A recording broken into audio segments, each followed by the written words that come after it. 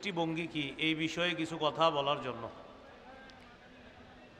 আশা করি আমরা সবাই যদি একটু মনোযোগ সহকারে কথাগুলো শুনি, স্বল্প সময়ে কিছু কথা আমরা শিখতে পারবো ইনশাআল্লাহ। প্রথম কথা, আমরা কাকে নির্বাচন করব, আমাদের দায়িত্ব কাকে দিব। 4 যোগ্যতার অধিকারী এবং 10 গুণে গুণান্বিত, এমন মৌলিক 10 গুণে গুণান্বিত এমন ব্যক্তিকে আমরা আমাদের প্রতিনিধি নির্বাচন করার চেষ্টা করব, সর্বাত্মক চেষ্টা করব। তো প্রথম কথা, মৌলিকভাবে 4টি কাজের যোগ্যতা রাখে। সূরা হজের 41 নম্বর আয়াতে আল্লাহ তাআলা বলেন, আল্লাযীনা ইম্মাক্কান্নাহুম ফিল আরদি আকামুস সালাহ।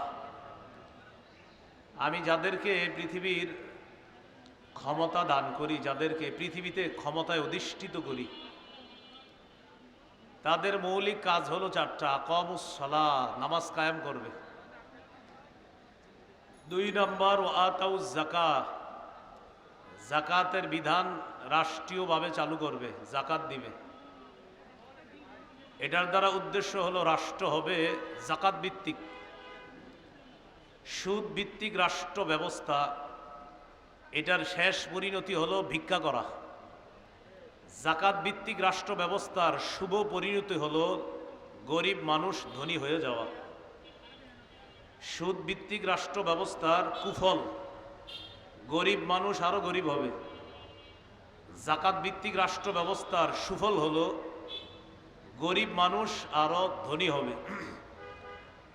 তো 4 কাজের যোগ্যতা রাখে যিনি, এমন কাউকে আমরা প্রতিনিধি বানাবো। 1 নাম্বার, যিনি নামাজ কায়েম করবে, রাষ্ট্রীয়ভাবে নামাজ প্রতিষ্ঠিত করবে।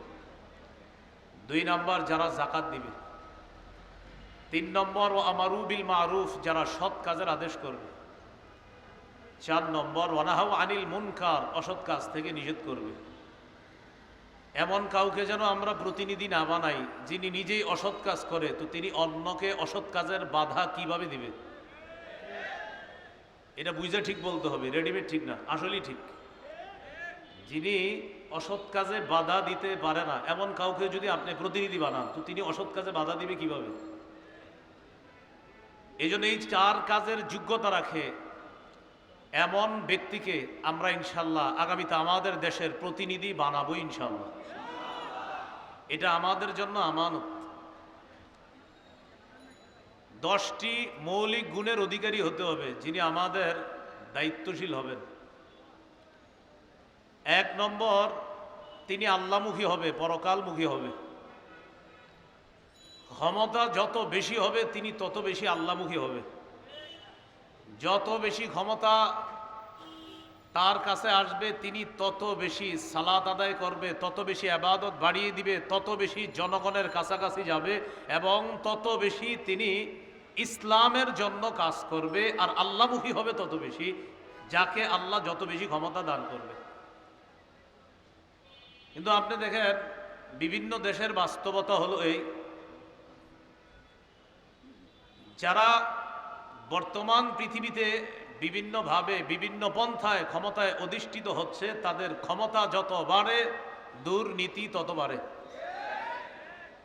কিন্তু একজন মুত্তাকি আল্লাহওয়ালা, যিনি পরহেজগার আল্লাহমুখী হবে, তিনি যদি ক্ষমতায় বসে তাহলে তার আল্লাহমুখী হওয়া এবং আখিরাতমুখী হওয়া আগের চেয়ে আরো বেড়ে যাবে। এটা হলো আমাদের প্রতিনিধি যিনি হবে তার 1 নম্বর গুণ হবে এটা। সুলাইমান আলাইহিস সালাতু ওয়াস সালামকে আল্লাহ তাআলা এত বড় রাজত্ব দান করছেন। সূরা আম্বিয়ার 81 নম্বর আয়াতে আল্লাহ বলেন, ওয়ালি সুলাইমান আর-রিহা আসিফাতান তাজরি বিআমরিহি ইলাল আরদিল্লাতী বারাকনা ফিহা। আমি সুলাইমানের জন্য ঝোড়ো হাওয়াকে বশীভূত করে দিলাম, বাতাসকে তার অনুগামী করে দিলাম।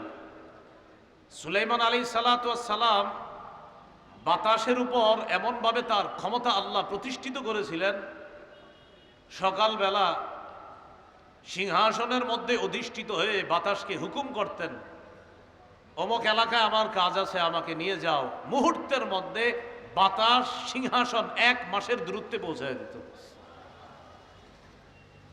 এত ক্ষমতাধর একজন বাদশাহ হওয়া সত্ত্বেও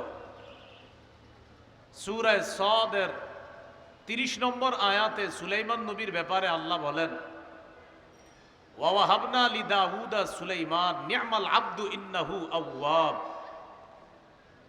আমি দাউদ নবীকে সুলাইমান নামে একটা পুত্র দান করলাম, আর এই সুলাইমান কেমন, ইন্নাহু আওয়াব, তিনি খুব বেশি আল্লাহর দিকে ঝুঁকে পড়ে, খুব বেশি আল্লাহমুখী হয়। আল্লাহ বলছেন আওয়াব, তিনি বারবার আল্লাহমুখী হয়। ক্ষমতা সুলাইমান নবী যত পেয়েছেন তিনি তত বেশি আল্লাহমুখী হয়েছেন। সূরা নামলের 15 থেকে 19 নম্বর আয়াত, লম্বা হিস্ট্রি। সুলাইমান আলাইহিস সালাতু ওয়াস সালাম বহর নিয়ে রওনা করলেন, পিঁপড়ার এলাকায় গেলেন।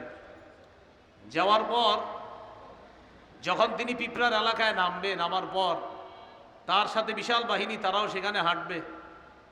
পিঁপড়ার রানী যে ছিল, কালাত নামলাতু ইয়া আইয়ুহান নামলু দুখুলু মাসাকিনাকুম লা ইয়াহতিমান্নাকুম সুলাইমানু ওয়া জুনুদুহু ওয়া হুম লা ইয়াশউরুন। পিঁপড়ার রানী বলল, ও পিপিলিকার দল, তোমরা তোমাদের ঘরে প্রবেশ করো, তোমাদের গর্তে প্রবেশ করো। সুলাইমান নবী এবং তার বাহিনী না জেনে তোমাদেরকে যেন পিষে না ফেলে। পিঁপড়ার এই কথা সুলাইমান নবী বুঝে ফেললেন। ফাতাবাসসামা দাহিকাম মিন কাওলিহা, পিঁপড়ার কথা বুঝে সুলাইমান নবী একটা মুস্কি হাসি দিলেন। আল্লাহ তাআলা মানুষ, জিন, ইনসান ইত্যাদি এগুলার পাশাপাশি পশু পাখির ভাষা বোঝার যোগ্যতাও সুলাইমান নবীকে আল্লাহ দান করছে। এখানে একটা কথা, যদি আপনারা কিছু না মনে করেন, ওলামা হযরতরা না, অন্যরা আমার সাথে বলতে হবে। বলেন, সুলাইমান নবী পাখির ভাষা প্রকৃত অর্থেই বুঝতেন, প্রতীকী অর্থে না। প্রকৃত অর্থেই সুলাইমান নবী পাখির ভাষা বুঝতেন, প্রকৃত। একটা হলো প্রকৃত আর একটা প্রতীকী। প্রতীকী প্রতীকী এই প্রতীকী অনেক বাংলা বই বা অনেকে কোনো কারণে লেখছে যে সুলাইমান নবী প্রতীকী অর্থে, মানে বিভিন্ন মাধ্যমে, ইশারার মাধ্যমে পাখির ভাষা বা বিভিন্ন অবস্থা দেখে বুঝতেন, এটাকে বলে প্রতীকী। কিন্তু বাস্তবতা হলো সুলাইমান নবী প্রকৃত অর্থেই বাস্তবেই পাখির ভাষা বুঝতেন। আল্লাহ যোগ্যতা দান করছে, এই কথাটা মনে রাখা। তো সুলাইমান আলাইহিস সালাতু ওয়াস সালাম পাখির ভাষা বুঝলেন, একটা মুস্কি হাসি দিলেন। হাসি দেওয়ার পর সুলাইমান নবী বললেন, ওয়াকালা রব্বি আউজি'নি আন আশকুরা নি'মাতাকাল্লাতী আন'আমতা আলাইয়া। সুলাইমান নবী বললেন, আল্লাহ আপনি আমাকে তৌফিক দান করেন, আমাকে যে নিয়ামত দান করেছেন এই নিয়ামতের শুকরিয়া যেন আমি আদায় করতে পারি। অর্থাৎ আমি মানুষের উপর রাজত্ব করি, আমি জিনের উপর রাজত্ব করি, আমি পশু পাখির উপর রাজত্ব করি। আজকে পাখির ভাষাও আমি বুঝলাম। আল্লাহ আপনি যে আমাকে এত ক্ষমতা দান করেছেন, এত নিয়ামত দান করেছেন, আমি যেন এই নিয়ামত পেয়ে অন্য কোনো আচরণ যেন আমার দ্বারা প্রকাশ না পায়। আল্লাহ আপনি যে আমাকে এত নিয়ামত দান করেছেন, আমাকে তৌফিক দেন, আমি যেন আরো বেশি আপনার শুকরিয়া আদায় করতে পারি। এখান থেকে কি বুঝলাম, আমাদের যারা দায়িত্বশীল হবে তাদের 1 নাম্বার গুণ হবে, তিনি যত বেশি ক্ষমতা পাবে তত বেশি আল্লাহমুখী হবে। 2 নাম্বার, আমরা যাকে নির্বাচিত করব তিনি ইনসাফ প্রতিষ্ঠিত করবে এমন মানুষকে নির্বাচিত করতে হবে। এমন মানুষকে আমরা আমাদের জন্য নির্বাচন করতে হবে যিনি ইনসাফ প্রতিষ্ঠিত করবে। সূরা সাদের 26 নম্বর আয়াতে আল্লাহ বলেন, ইয়া দাউদ ইন্না জাআলনাকা খলিফাতান ফিল আরদি ফাহকুম বাইনান নাসি বিল হক। হে দাউদ, আমি আপনাকে দুনিয়াতে প্রতিনিধি বানাইলাম। ফাহকুম বাইনান নাসি বিল হক, মানুষের মাঝে ইনসাফের সাথে আপনি বিচার করেন। দাউদ নবী ফিলিস্তিনের সর্বপ্রথম, বনি ইসরাইলের মধ্যে প্রথম ব্যক্তি দাউদ নবী, যিনি ফিলিস্তিনে প্রায় 73% অঞ্চল আল্লাহ তাআলা দাউদ নবীর শাসন ব্যবস্থায় পুরা ফিলিস্তিনের প্রায় 73% অঞ্চল দাউদ নবীর অধীনে আল্লাহ দিয়ে দিয়েছিলেন। মনে রাখা ভালো, ইহুদিরা ফিলিস্তিন শাসন করেছে প্রায় 438 বছর। এই 438 বছরের মধ্যে ইমানি শাসন হলো 80 বছর। ইমানি শাসন মাত্র 80 বছর। এই 80 বছরের মধ্যে 40 বছর হলেন দাউদ নবী শাসক, আর 40 বছর সুলাইমান নবী। অর্থাৎ বাবা দাউদ নবী 40 বছর শাসক ছিলেন ফিলিস্তিনের, আর সুলাইমান নবী ছিলেন 40, এই 40 দুগুণে 80। মনে রাখবো আমরা বনি ইসরাইল জাতি ফিলিস্তিন শাসন করছে প্রায় 438, এর মধ্যে ইমানি শাসন ছিল মাত্র 80 বছর। এই 80 বছর হলো দাউদ নবীর 40 বছর আর সুলাইমান নবীর 40 বছর। দোনো নবীর ব্যাপারে আল্লাহ সূরা নাবলের 15 নম্বর আয়াতে বলেন, ওয়াকাল আলহামদুলিল্লাহিল্লাযী ফাদ্দালানা আলা কাসীরিম মিন ইবাদিহিল মুমিনিন। বাবা এবং সন্তান বলেছে সমস্ত প্রশংসা আল্লাহর, যে আল্লাহ আমাদেরকে পৃথিবীতে তার অনেক মুমিন বান্দাদের উপর শ্রেষ্ঠত্ব দান করেছেন। দাউদ নবী ক্ষমতা পেয়ে প্রশংসা করলো কার? সুলাইমান নবী ক্ষমতা পেয়ে প্রশংসা করলো কার? তো দাউদ নবীকে আল্লাহ বলছেন, দাউদ ফাহকুম বাইনান নাসি বিল হক, আপনি মানুষের মাঝে ইনসাফের সাথে ফয়সালা করবেন, বিচার করবেন। এটা হলো আমাদের যিনি প্রতিনিধি হবে তার 2 নম্বর গুণ হবে এটা। সহিহ বুখারীর বর্ণনা 6788 নম্বর হাদিস। এই হাদিস লিখে রাখার মতো, মনে রাখার মতো, গর্ব করে সারা পৃথিবীতে বলার মতো। মক্কার আরবের একটা গোত্র আছে না মাকজুমি গোত্র, এই গোত্রের এক নারী চুরি করছে, নাম হলো ফাতেমা। আমাদের নবীর কন্যার নাম কি? ফাতেমা। আর মক্কার এক সম্ভ্রান্ত বংশের এক নারী চুরি করছে, তার নামও কি? ফাতেমা। এই বিষয়টা কুরাইশদের বড় বড় নেতাদেরকে ভাবায়া তুলল। চুরির বিচার হলো হাত কাটা। এখন তো এই সম্ভ্রান্ত বংশীয় নারী ফাতেমার হাত কাটা হবে। নবীর কাছে বলে দেখি একটু বিচারটা শিথিল করা যায় কিনা। নাউজুবিল্লাহ পড়েন। বড় বড় সাহাবীদেরকে এই বিষয়টা জানাইল। জানানোর পর সাহাবায়ে কেরাম চিন্তা করলো নবীর কাছে এই ব্যাপারে কে কথা বলতে পারে। হাদিসের ভাষ্য হলো, মাইয়াজতারি আলাইহি ইল্লা উসামা ইবনে যায়েদ হিব্বু রাসূলিল্লাহ সাল্লাল্লাহু আলাইহি ওয়াসাল্লাম। আল্লাহ রাসূল তার নাতি উসামা ইবনে যায়েদ, মানে পালক পুত্র যায়েদ ইবনে হারেসার সন্তান উসামা, এই উসামাকে নবী খুব ভালোবাসতেন। হাদিসে আসছে হিব্বু রাসূলিল্লাহ, নবীর খুব আস্থাভাজন, ভালোবাসার মানুষ। তো সাহাবায়ে কেরাম বলল, এই ব্যাপারে নবীর সাথে আমরা কেউ দুঃসাহস দেখাইতে পারবো না কথা বলার জন্য। উসামা পারে নবীর কাছে গিয়ে কথা বলতে, কারণ নবী উসামাকে খুব ভালোবাসে। উসামা ইবনে যায়েদ রাদিয়াল্লাহু তাআলা নবীজির কাছে গেলেন। যাওয়ার পর বললেন, এমন এমন ঘটনা, ফাতেমা নামে এক সম্ভ্রান্ত বংশীয় নারী চুরি করছে, এখন তার বিচারটাকে একটু শিথিল করা যায় না? নবীজি বুঝতে পারছে যে বড় বড় বয়স্করা আমার কাছে আসার সাহস না পেয়ে এই ছোট্ট উসামাকে আমার কাছে পাঠাইছে। নবীজি বাহিরে আসলেন, আসার পর একটা ভাষণ দিয়ে বললেন, শোনো, ওই রবের কসম যার হাতে আমার জান, আল্লাহর কসম, লাউ আন্না ফাতিমাতা বিনতা মুহাম্মাদিন সারাকাত লাকাতা মুহাম্মাদুন ইয়াদাহা। আল্লাহর কসম, আমি নবী মুহাম্মদের কন্যা ফাতেমা যদি আজকে চুরি করত, ওই বংশীয় নারী ফাতেমা চুরি না করে আমি নবী মুহাম্মদ, আমার মেয়ে ফাতেমা যদি চুরি করত, তাহলে আমি নবী মুহাম্মদ আমার কন্যা ফাতেমার হাত কেটে দিতে আমি মোটেই দস্তবোধ করতাম না। আল্লাহর বিধান আমার কন্যার উপরে আমি প্রয়োগ করতাম। এটা হলো মুসলিম শাসকের 2 নম্বর বৈশিষ্ট্য হবে, তিনি ইনসাফ প্রতিষ্ঠিত করবে।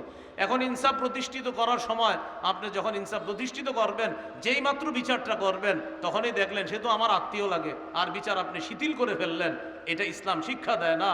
এই জন্য ইসলামী শাসন ব্যবস্থায় যিনি মুসলিম শাসক মুসলমানদের প্রতিনিধিত্ব করবেন, তার 2 নম্বর গুণ হবে তিনি ইনসাফ প্রতিষ্ঠিত করবে সমাজে। এই জন্য আমরা এমন কাউকেই জনপ্রতিনিধি নির্বাচিত করব যার সিনায় কোরআন আছে, যার সিনায় হাদিস আছে, যিনি কোরআন হাদিস অনুযায়ী আমাদের মাঝে ইনসাফ ভিত্তিক একটা রাষ্ট্র ব্যবস্থা আমাদেরকে উপহার দিতে পারবে। মনে থাকবে তো সবার ইনশাআল্লাহ? 3 নম্বর, অন্যায়ের পথ পরিহার করে ন্যায়ের পথ চলা। অন্যায়ের পথ পরিহার করে ন্যায়ের পথে চলা। আরেকটু সুন্দর বাংলা আছে, ফাসাদের পথ পরিহার করে সংশোধনের পথে চলা। ফাসাদের আরবি হলো ইফসাদ, মানে ফাসাদ সৃষ্টি করা, আর সংশোধন করার আরবি হলো ইসলাহ। যিনি আমাদের প্রতিনিধি হবে তার 3 নম্বর বৈশিষ্ট্য হবে তিনি ইফসাদের পথ পরিহার করে ইসলাহের পথে চলবে। সূরা আরাফের 142 নম্বর আয়াত। মুসা আলাইহিস সালাতু ওয়াস সালামকে আল্লাহ ডাকলেন তাওরাত কিতাব দেওয়ার জন্য। মুসা নবী যখন তাওরাত কিতাব আনতে গেলেন, তার ভাই হারুন নবীকে তিনি তার প্রতিনিধি বানিয়ে গেলেন। ওয়াকালা মুসা লিআখিহি হারুন আখলুফনি ফি কওমি ওয়া আসলিহ ওয়া লা তাত্তাবি' সাবিলাল মুফসিদিন। মুসা নবী তার ভাই হারুন নবীকে বললেন, ভাইজান আপনি আমার প্রতিনিধি হবেন, এখন আপনি জাতির মাঝে আপনি দায়িত্ব পালন করবেন, তাদের মাঝে আপনি সংশোধনের পথে চলবেন, ইসলাহের পথে চলবেন, ইফসাদের পথে চলবেন না। তাদের মাঝে আপনি ইসলাহ করে দিবেন, তাদের মাঝে কোনো ঝগড়া বিবাদ হলে এটা আপনি মিটিয়ে দিবেন, অর্থাৎ আপনি সংশোধনের পথ বেছে নেবেন, ইফসাদের পথ বেছে নেবেন না।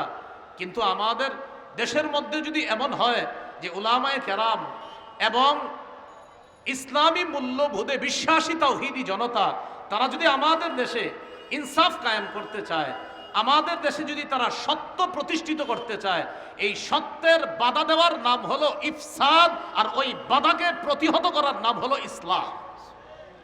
সত্য এটা যদি কেউ বাধা দেয়, এই বাধা দেওয়ার নাম ইফসাদ। মনে করেন এখানে আজকে জাতীয় উলামা মাশায়েখ আইম্মা মাশায়েখ কর্তৃক যে একটা আয়োজন হলো, এখানে সত্য প্রতিষ্ঠিত করার জন্য চেষ্টা করা হচ্ছে। এই চেষ্টায় বাধা দেওয়ার নাম ইফসাদ, মানে ফাসাদ সৃষ্টি করা, আর এই ফাসাদকে প্রতিহত করার নাম ইসলাহ, মানে সংশোধন করা। অতএব ওলামায়ে কেরাম যখন মাঝে মাঝে বিভিন্ন দাবি দাওয়া নিয়ে সোহরাওয়ার্দী উদ্যান সহ আমাদের দেশের বিভিন্ন জায়গায় বিশাল বড় কোনো আয়োজন করে এবং তারা যখন কোনো দাবি দাওয়া পেশ করে, বুঝতে হবে ইসলামী মূল্যবোধে বিশ্বাসী তাদের দাবি এটা সত্যের পক্ষের দাবি। এই সত্যের বিরোধিতা করার নাম ফাসাদ সৃষ্টি করা, আর আমরা এটাকে প্রতিহত করব, এটার নাম হলো সংশোধন করা। এই হলো 3 নাম্বার। 4 নাম্বার যিনি আমাদের প্রতিনিধি হবে, তার 4 নাম্বার বৈশিষ্ট্য, তিনি শিষ্টের লালন করবে, দুষ্টের দমন করবে। এই কথাটা মনে রাখবেন। আমাদের যিনি প্রতিনিধি হবে তার 4 নাম্বার বৈশিষ্ট্য, ভালোকে লালন করবে, খারাপকে দমন করবে। কিন্তু আমরা এই বাংলাদেশের পরিস্থিতি এবং বাস্তবতা এবং সত্য কথা, আমাদের কথাগুলা অনেক দূর পর্যন্ত যাওয়া দরকার। আমরা দেখি আমাদের দেখে ভালো যারা তাদেরকে দমন করা হয়, আর খারাপ যারা তাদেরকে লালন করা হয়।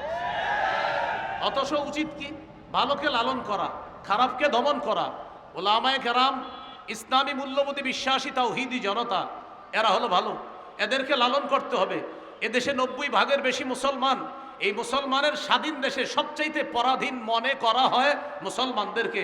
যদি পরাধীন মনে করা না হতো, তাহলে মুসলমানদের বিভিন্ন ইস্যুতে তাদের দাবি দেওয়া সবচাইতে গুরুত্ব দিত। কারণ পার্সেন্ট হিসাবে এই দেশে কারা বেশি?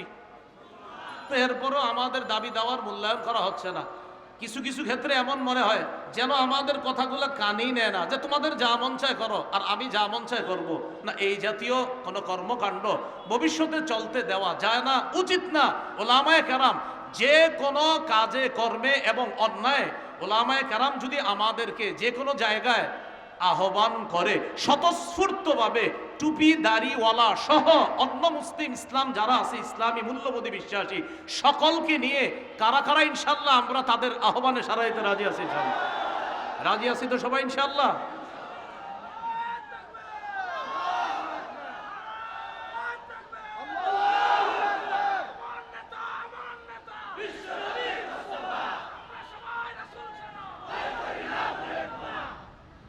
চার নাম্বার বৈশিষ্ট্য, শিষ্টের লালন, দুষ্টের দমন। আয়াতগুলা বলছি না, আমি শুধু নাম্বারটা বলে দেই। সূরা কাহফ 83 থেকে 91 নম্বর আয়াত পর্যন্ত জুলকরনাইন বাদশার একটা ঐতিহাসিক সফর সম্পর্কে আল্লাহ আলোচনা করেছে। সেটা হলো পৃথিবীর একদম পশ্চিম প্রান্তে তিনি একটা সফর করছে, যেখানে সূর্য অস্ত যায়। সেখানে গিয়ে দেখলেন এক জাতি, এই জাতি আল্লাহ বিশ্বাস করে না, তারা জুলুম করে। আল্লাহ তাদের ব্যাপারে জুলকরনাইন বাদশাকে বললেন, তাদের উপরেও আপনার ক্ষমতা আমি প্রতিষ্ঠিত করলাম। এখন তাদের ব্যাপারে আপনাকে 2টা অপশন দিলাম, ইম্মা আন তাত্তাখিযা ফীহিম হুসনা, ইম্মা আন তুআযযিবা ওয়া ইম্মা আন তাত্তাখিযা ফীহিম হুসনা। হয়তো তাদেরকে শাস্তি দিবেন, না হয় তাদের ব্যাপারে আপনি ভালো কোনো পন্থা অবলম্বন করবেন। জুলকরনাইন জবাব দিলেন, আল্লাহ আমি তাদের ব্যাপারে 2টার যে কোনো একটা গ্রহণ করব। আম্মামান যালামা ফাসাউফা নুআযযিবুহু, যারা জুলুম করবে আমি দাওয়াত দেওয়ার পরেও আমি তাদেরকে শাস্তি দিব। ওয়া আম্মামান আমানা ওয়া আমিলা সালিহা ফালাহু জাযাআনিল হুসনা, আর যারা ভালো করবে তাদের জন্য উত্তম প্রতিদান রয়েছে। দেখেন বিষয়টা, জুলকরনাইন বললেন, আল্লাহ তাদের ব্যাপারে আমার 2টা ফয়সালা, যারা জালেম হবে তাদেরকে আমি দমন করব, আর যারা আমার কথা শুনে ভালো করবে তাদেরকে আমি লালন করব, তাদের সাথে উত্তম ব্যবহার করব।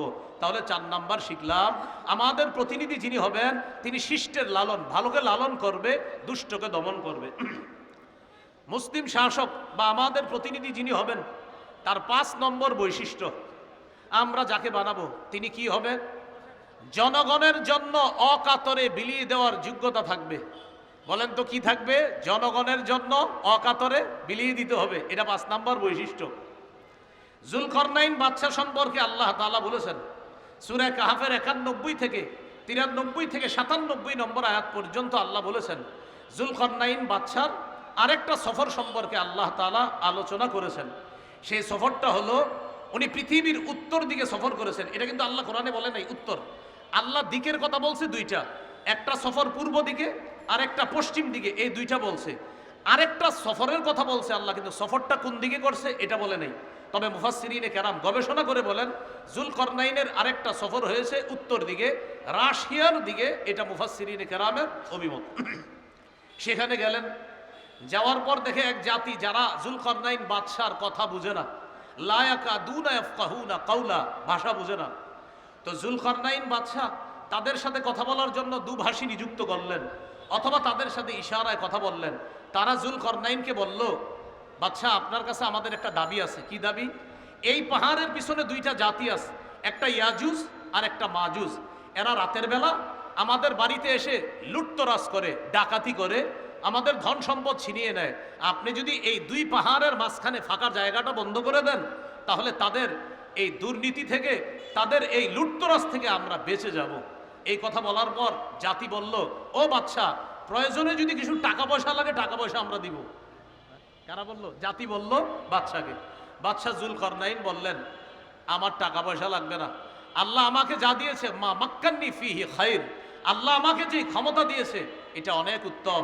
আইনুনি বিকুওয়া, তোমরা আমাকে একটু সহযোগিতা করবা, এই দেয়াল দেওয়ার জন্য, প্রাচীর নির্মাণ করার জন্য তোমরা আমাকে একটু সহযোগিতা করবা। আর যা যা লাগবে এগুলা সব আমি নিজস্ব অর্থায়নে সব কিছু আমি এনে দিব, তোমরা শুধু একটু বহন করে নিয়ে আসবা।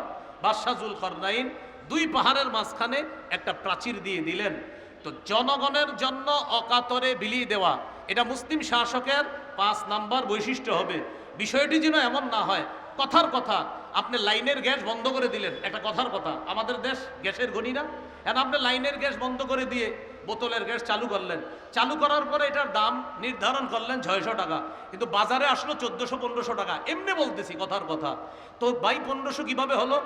600 হলো মূল দাম, এরপরে 1 টাকা পায় অমুকে, আরেক টাকা অমুকে, আরেক টাকা তমুকে, এইভাবে অমুকে আর তুমুকে যারা পায় আর যারা নেয়, এই জাতীয় কাউকে যদি আবার প্রতিনিধি নির্বাচন করা হয়, তাহলে রডের পরিবর্তে আবারও বাঁশ পাওয়া যাবে। মাথায় রাখতে হবে, বাস্তব। একটু কথাগুলো বুঝতেছেন তো? তাহলে 5 নাম্বার, জনগণের জন্য অকাতরে বিলিয়ে দিবে, এটা 5 নাম্বার বৈশিষ্ট্য, আমরা যাকে প্রতিনিধি নির্বাচন করব। 6 নাম্বার বৈশিষ্ট্য, প্রতিনিধি যিনি হবে আমাদের, তিনি কিছু করতে পেরে বলবে আলহামদুলিল্লাহ, এটা আমার রবের দয়া, এটা বলবে। যিনি করতে পারবে, বাস, তিনি কোনো অহংকার করবে না। মানে কিছু করার পরে বলবে আমি এই করলাম সেই করলাম, মানে আপনি আপনার বাপের টাকা দিয়ে করছেন তো আমাদের টাকা দিয়ে করছেন, এগুলো বলা যাবে না। যে আমি এত কিছু করছি, এগুলো বলা যাবে না। বলতে হবে আল্লাহ আমারে তৌফিক দিয়েছে তাই আমি করেছি, এটা বলতে হবে। যদি কেউ কিছু করার পর বলে আমি এটা করেছি সেটা করেছি, এই কথাগুলা অহংকার প্রদর্শন প্রকাশ পাবে। আর অহংকার যখন প্রকাশ পাবে তখন পতন এমনভাবে হবে, যার পতন হবে তিনি নিজেও বুঝবে না কিভাবে পতন হয়ে যাবে। খুব সাবধান, আল্লাহ আমাদেরকে হেফাজত করেন। তো 6 নাম্বার, প্রতিনিধি কিছু করতে পেরে তিনি কার শুকরিয়া আদায় করবে? আল্লাহ, যে আল্লাহ দিয়েছে। সূরা কাহফের 98 নম্বর আয়াতে আছে, জুলকরনাইন ওই দেয়াল করে দেওয়ার পর বলছে হাদা রহমাতুম মির রব্বি, এটা আমার রবের অনুগ্রহ, দয়া, আমার রব দয়া করছে তাই তোমাদের জন্য কিছু করতে পারছে। আমরা যাকে প্রতিনিধি নির্বাচন করব তার 7 নাম্বার বৈশিষ্ট্য, তিনি রক্ষণাবেক্ষণ এবং অর্থনীতিতে পারদর্শী হতে হবে। রক্ষণাবেক্ষণ এবং অর্থনীতি, আমাদের উপর একটা অভিযোগ উঠেছিল যে ওলামায়ে কেরাম কি অর্থনীতি বুঝে? এরকম মাওলানা হওয়ার 2 বছর আগে আমাদের কওমি মাদ্রাসার ছাত্ররা অর্থনীতির ব্যাপারে পোকা হয়ে যায়, অর্থনীতি শুধু বুঝে না। মাওলানা হওয়ারও 2 বছর আগে আমাদের কওমি মাদ্রাসার ছাত্রদেরকে অর্থনীতি খাওয়ায়া দেওয়া হয়। হ্যাঁ, আমরা একটা অর্থনীতি, সেটা হলো এটার বিরোধিতা করি, এই জন্য মনে করে আমরা বুঝি না। সেটা কি? সুদ ভিত্তিক অর্থনীতির বিরোধিতা আমরা করি। এই জন্য যারা সুদ ভিত্তিক অর্থ ব্যবস্থা চায় তারাই বলে যে ওলামায়ে কেরাম অর্থনীতি বুঝে না।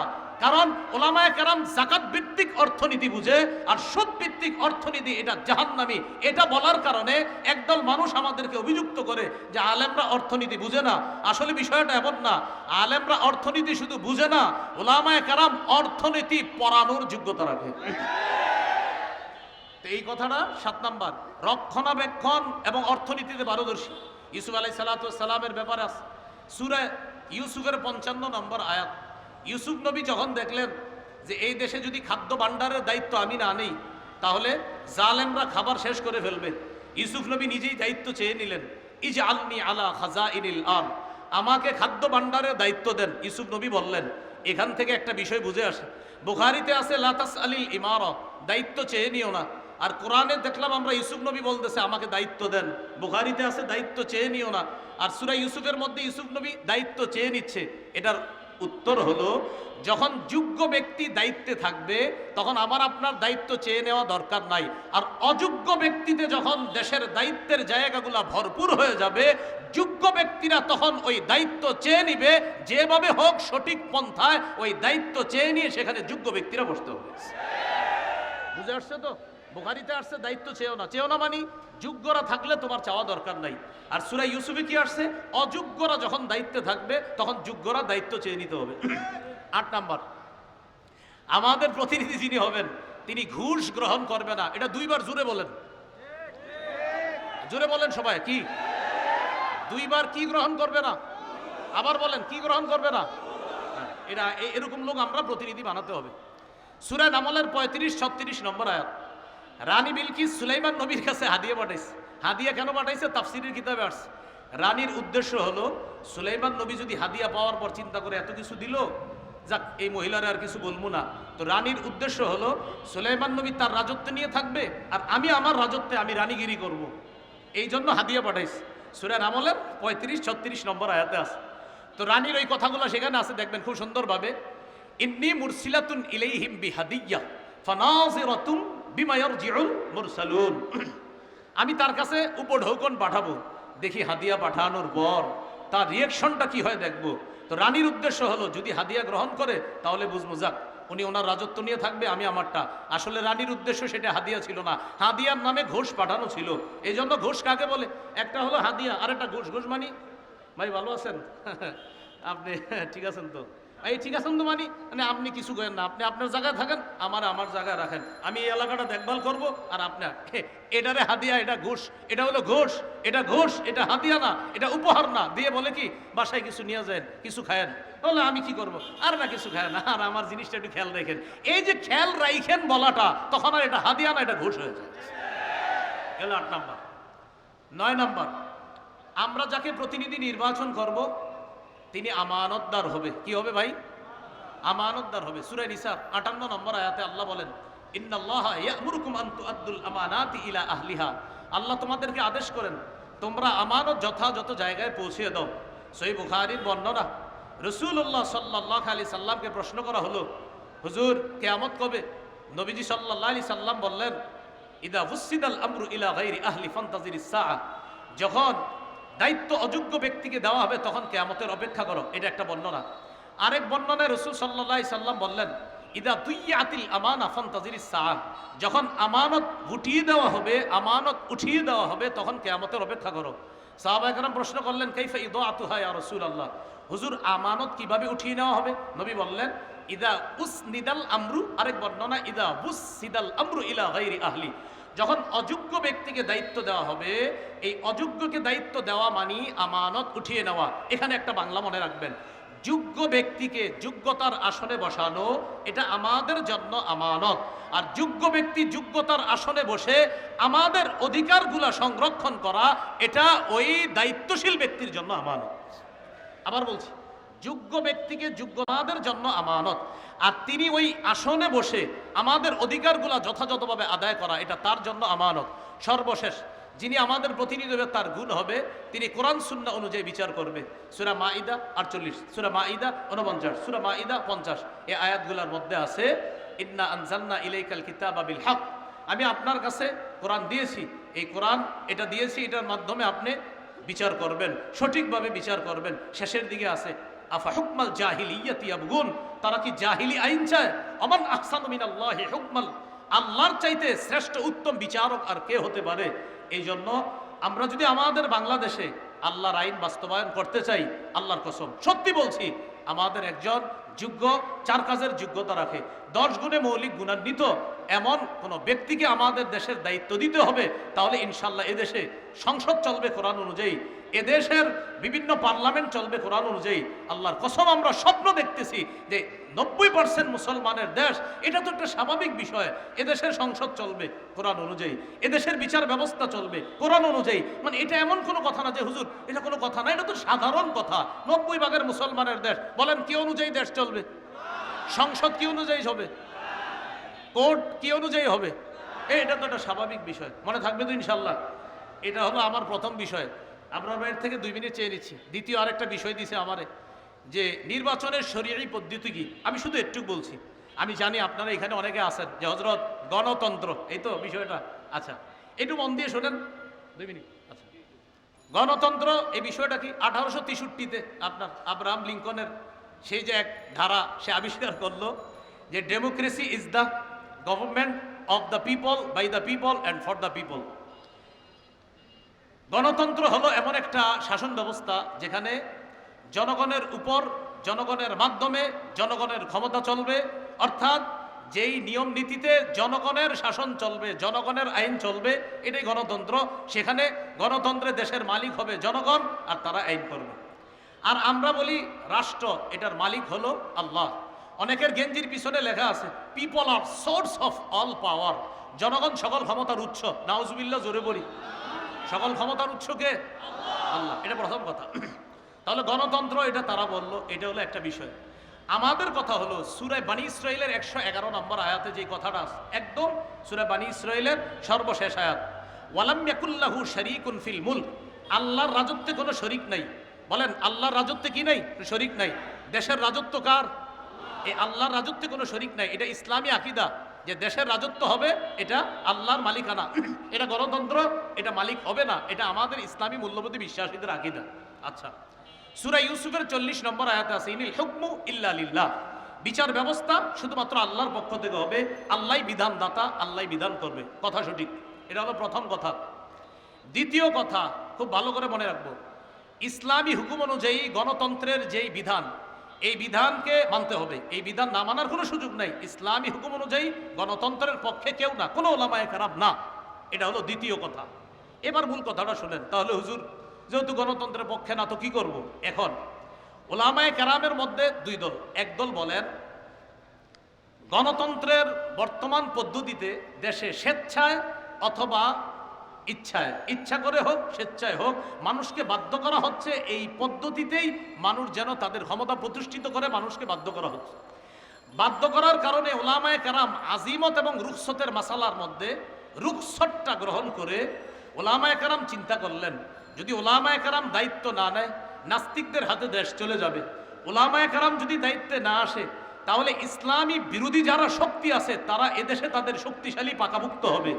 তখন উলামায়ে কেরামের মধ্যে একদল বলেন সুতরাং নাস্তিক্যবাদী শক্তিকে রহিত করার জন্য এই পদ্ধতিতে জনগণের অংশগ্রহণ করা আবশ্যক। এটা এক দলের অভিমত। আরেক দল বলেন জায়েজ।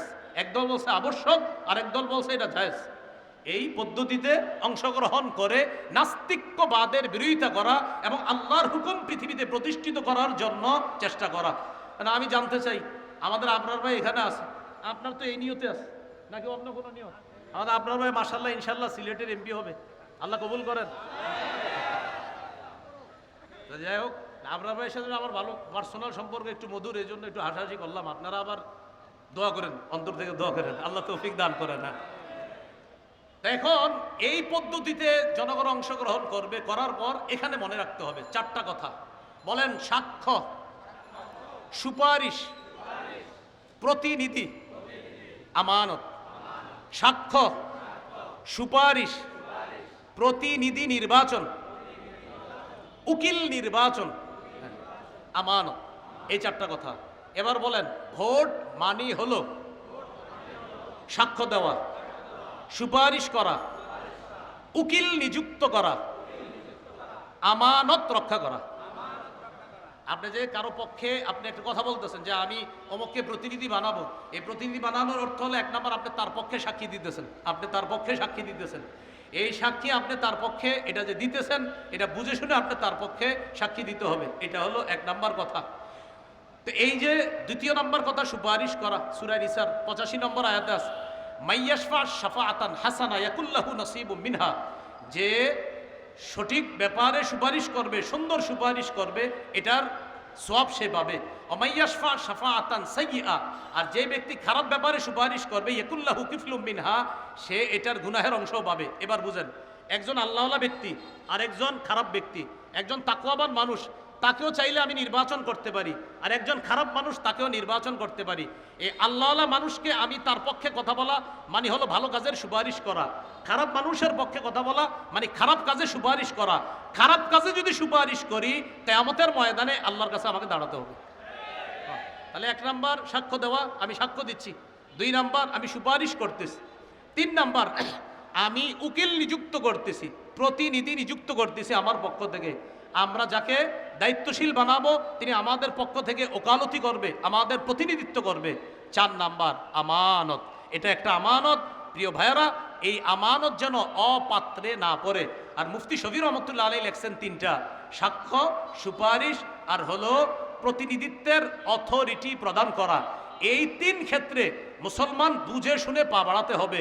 আমি আপনি আগামীতে এই তিনটি বিষয় মাথা রাখবো, যে আমি কিন্তু কারো পক্ষে হয়তো সাক্ষী দিতে হবে, আমি কারো পক্ষে সুপারিশ করতে হবে, আমি জনগণের জন্য কাউকে প্রতিনিধি নিযুক্ত করতে হবে।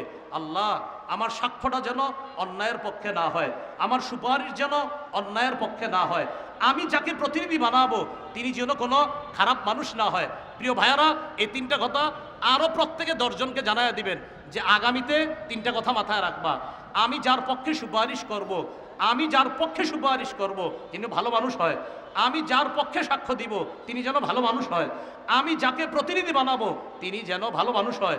এই কথাটা পরিবারেও আলোচনা করবেন, সারা দেশে আলোচনা করবেন, আরও 10 জনকে জানায়া দিবেন, শোনো তুমি কিন্তু সাক্ষ্য দিচ্ছ, এটা ভালোর পক্ষে দিতে হবে। শোনো তুমি সুপারিশ করতেছ, ভালোর পক্ষে সুপারিশ করতে হবে।